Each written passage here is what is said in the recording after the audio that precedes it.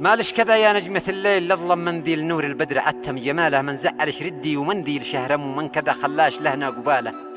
لا تستحي مني ولا تحملي هم وخبريني قصتش يا غزالة، قالت ويعه قصتي منها كم دموع عيني دمع الخد سالة. من روائع الشاعر المعروف أبو كنوز عبد الله عوض عبد الإله الجوملي من أهالي بيهنة منطقة يافا.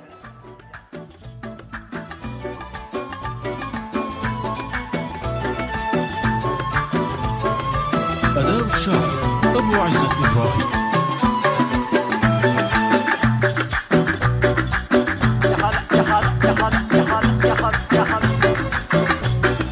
ماليش كذا يا نجمتي الليل للظلام، منديل نور البدر عاتم جماله، من زعل شردي ومنديل شهرام ومن كذا خلاش لنا قباله.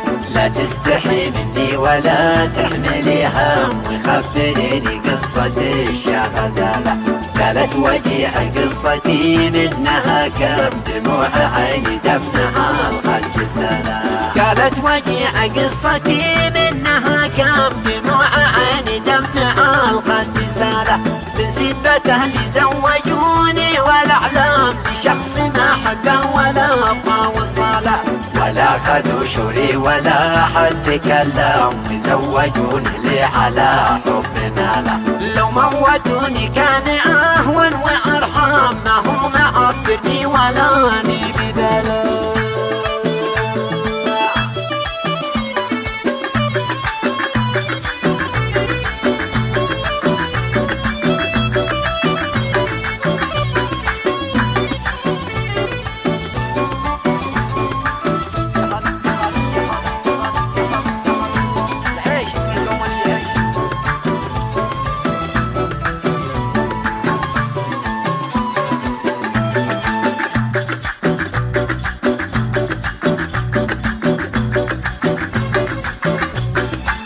موتوني كان اهون وارحم، ما هو معبرني ولا اني بباله. بيرم ضلالي كلمته ثم القام، نكد علي عيشتي من ضلاله. كم ليله قهرني وكم ليله حرام، قلبي وكم وجع فؤادي مقاله. لا وجه للسمره ولا عرف للشام، لا رمسس يا جمالي لا اصله. لا وجه للسمره ولا عرف للشام، لا رمسس يا جمالي لا اصاله.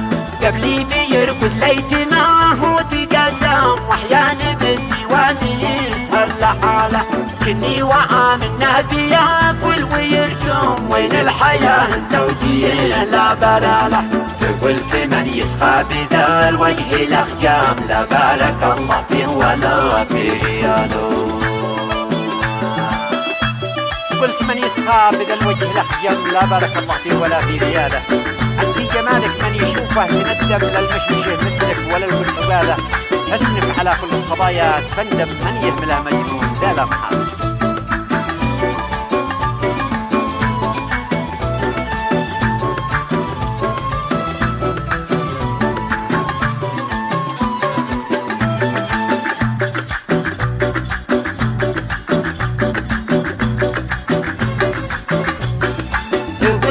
يسخى بذا الوجه الاخيام، لا بارك الله فيه ولا في رياله. انتي جمالك من يشوفه تندم، لا المشمشه مثلك ولا البرتقاله. حسنك على كل الصبايا تفندم، من يملا مجنون ذا لا محاله. بما بذا الجسم المنعم تنعم، ما هو بني ادم ولا بحر جنون.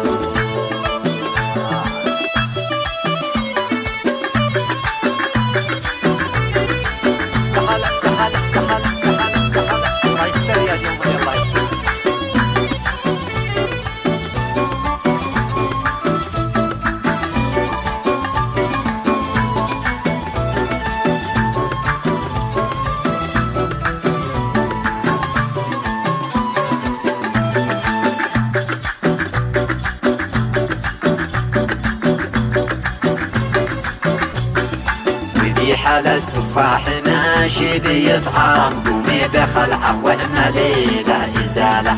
قال الدواء للجرح قولك وبلسم، دي ما يحب التقطع الله حباله.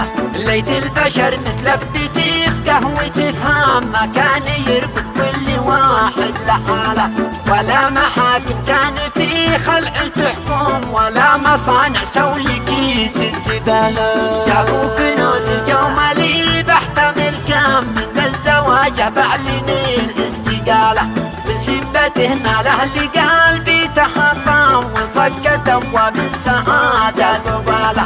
لا عادي يهوى ولا عادي يضرب، اصدر قرار انه يظل لحاله، من حب مرتع عزها الله وكرم، ومن حرمها يخزي الله جلاله.